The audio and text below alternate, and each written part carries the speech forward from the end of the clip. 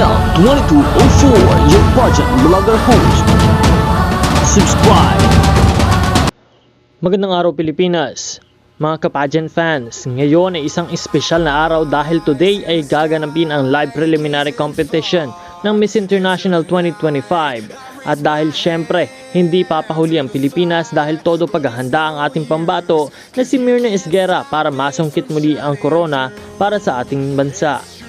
Bago magsimula ang prelims ngayong araw, silipin muna natin ang malalim na simbolismo at world-class artistry sa likod ng national costume ni Myrna na hanggang ngayon ay pinag-uusapan at tinatangkilik ng international pageant community.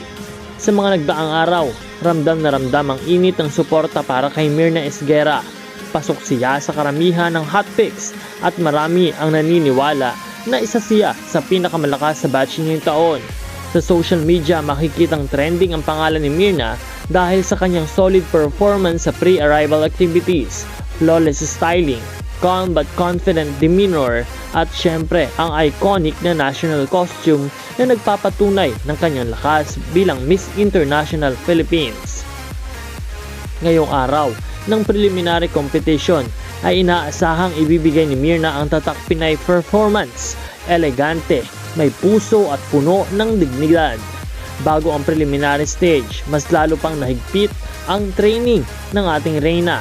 Runway refinement, speech polish, composure training.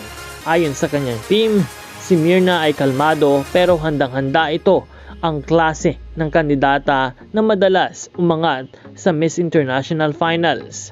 Isa sa pinakamalaking dahilan kung bakit lalong naging matunog ang pangalan ni Myrna sa buong mundo ay ang kanyang napakagandang national costume na punong-puno ng kultura, simbolismo at artistry.